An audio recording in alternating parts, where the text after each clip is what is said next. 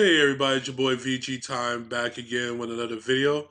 This time we'll be going over the new band limited errata list. Shout out to Rising Phoenix Odyssey who placed it in the Discord so that I'll be able to view it. And what I want to do is just give you my opinions on what is going on with this list. So let's check it out. So here we are on the official Bandai page, and we're gonna see what it says. It says, with the release of BT23 Perfect Combination, we got 3 band cards, 2 limited cards, and 3 errata cards will be added to the band limited errata card list. The changes are effective upon the release date of BT23 respective region. All right. So, band cards. Go to Freezer Leader. Let's see its reasoning. It says by collecting BT19086 Gogeta battle beginning from your drop. All right, so this reasoning right here is all wrong. This is talking about, I believe, the uh, 2 calls Vegeta that you could pitch to get back to Super Combo or something, because it's talking about green decks and green Super Combo loops. I know there's green versions of this deck, but it's not able to use this Gogeta's Battle Beginning card. So let me give you my opinion as to why they banned this card. Main reason why they banned this card is because people have complained about this card always being around. I am personally not one who likes to ban things just because of their evergreen nature. Like this leader came out back in set one, and every once in a while, when they print new support or the format lines up properly, this deck will come out like gangbusters, have a big impact right away, and then disappear like the very next format. And that's what happened with this deck. So this deck was huge in BT21 format, almost non-existent in BT22 format. Now we're going into BT23 and they're finally banning it. So just keep that in mind. One of the things I always had an issue with the ban limited errata list for this game is that usually when they decide they're going to start banning cards, there are cards that have already been corrected within the format by the way people are playing. Um, or they're cards that they perceive will stop a deck that is coming out. The latter I'm fine with. The former, it just seems like they're not up to date on what they're looking at. All right, we have Android 16 Final Wish. Reason: the fact that this card skill allows the leader SS Sun Gohan the result of fatherly training to become a Z leader early is one of the factors that gives it the power to hold back other decks. All right, so my issue I have with this is not that I don't think this card should be banned. Whatever you can do to rein in the power of Gohan, I'm fine with. Even though I personally never had an issue with the deck as far as like playing against it, I also realized that I play decks in a way that this doesn't really hurt me that much. But my issue I have with it is that that's why they printed the card. They printed the card so that Gohan could go into his Z leader for close to the free while having to jump through that many hoops. So you printed a card for a purpose, it does that purpose, and then you ban the card because it does what it's supposed to do. That's like opening a casino, getting people hooked upon your table games, and then going, okay, here's gambling counseling. You started the problem. Anyway, hit the revoker. So I saw this deck. I saw this card like showing up. If you don't know what it does, it's a counterplay. You tap the full retail of 3 for it to tap down 2 of your opponent's energy. Uh, so some decks could take use of it, some decks not so much so. But with the Gogeta deck around and Aegis, it might just be more plentiful than ever. So it says this card can Easily limit the opponent's energy in an Aegis deck, create an unhealthy pattern of play, and causing the game to run much longer. So my issue is the statement easily. It can't easily limit, but it does limit your opponent's energy. Now, I think the real thing is what it says here. Causing the game to run much longer. Bandai has multiple times indicated to us that they don't like the length and the speed of the Dragon Ball Super card game. If it's up to them, the game is on turn 3, turn 4 the latest. They're usually even willing to have busted formats for a little bit of time where it is on turn 2. It's just us as the player base that goes, we really don't like that. Can you please stop that? And then they'll go, okay, we'll give you an extra turn or two.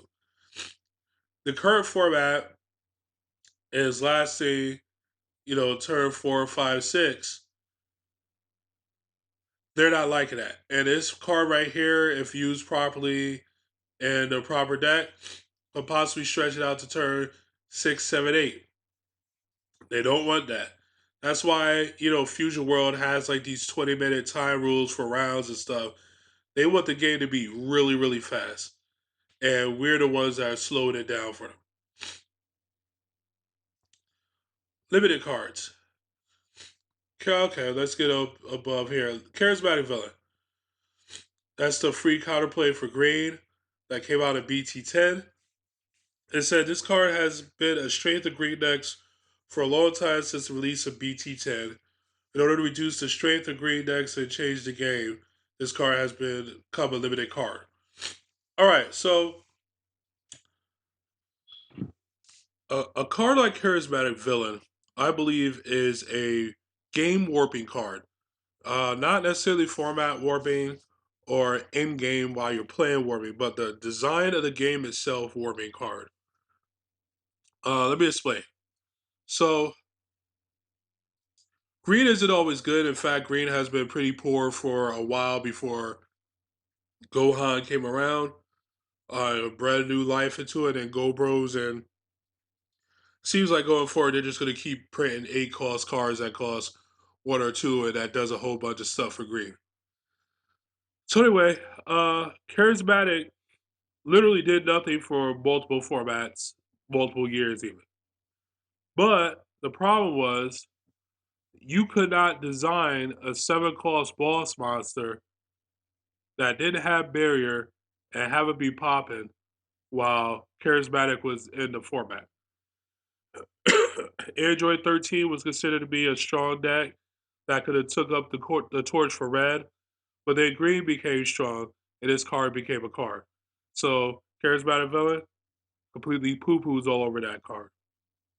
Um, then you have the need to print everything that costs 7 or less with barrier that you see splattered all over the place in Go Hide and whatnot, just to prevent this card from causing huge energy economy trades. So, yes, charismatic villain, I believe actually should be banned and not limited.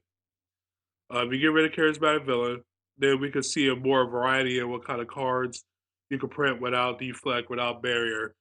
They would actually see play, and you could, have a different kind of game, so to speak.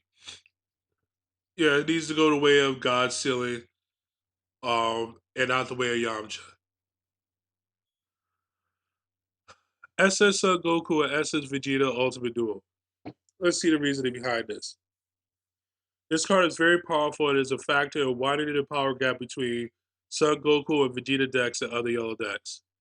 In order to expand the flexibility of deck selection, this card is designated as a limited card. All right, so I disagree with this statement, even though I agree with it. So let me explain what I mean. So is this card a very powerful card? Yes. Does it make Goku and Vegeta decks inherently more powerful than most other yellow decks? Yes. But does it limit deck selection? No. The reason being is that, again, if you look at the format, The top yellow decks that I'm topping are Yellow Kid Son Goku, who can't run this card, as well as some toppings by Golden Frieza, who can't run this card. So, with that being said, what I think is happening is that they're projecting out into the future. What I mean by that is, I see a world where the next set, next format, where they really believe that Zamasu is a big deck, on top of what Gogeta is currently attempting to do. And one of the only clean, cheap ways of dealing with those indestructibles or can't be removed from the battle area cards is this Goku and Vegeta right here. And if that's the case, then the power of these decks, of these Goku and Vegeta decks, increases proportional to the success of those decks. So, in order to prevent you from not feeling like you could play your other yellow decks, but instead have to play a Goku or Vegeta deck, they're trying to put this to one, blah, blah, blah, while also protecting the archetypes they're printing in this deck set. So, I would have liked a little bit more honesty on that. Um, do I think this card is super powerful? Yes. Do I believe it should be a consideration for why you should pick a Son Goku Vegeta leader over other leaders? Yes. But has it showed up in results to be the case? No. So again, I think they're trying to future proof some things. Then we have the errata cards. Just glancing over this real quick. Yeah, it just clarifying language on cards. You know, talks about from your deck with this drum, so that you know where you're getting your one drop from. It says your opponent can't attack with non-leaders for the turn unless they place. So I guess like it wasn't really clear when they first wrote it out, so now they're doing this so that it's clear in our language. Yeah, this right here was needed because now it says your opponent discards one card from their hand. Well, before it says when your opponent discards one card from their hand, like you had to use this and then set up a situation. Now this is actually letting you do the discarding.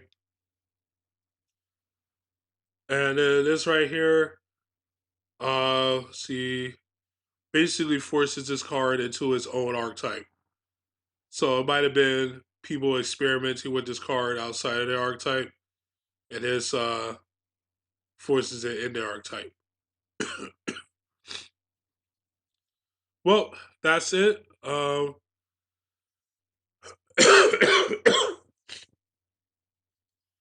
So my opinion on the banned and restricted list is that it's it's okay.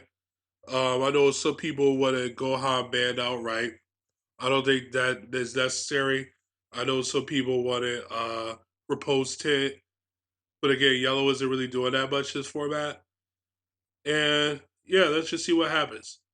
I'll catch you again next time. This is VG Times signing out.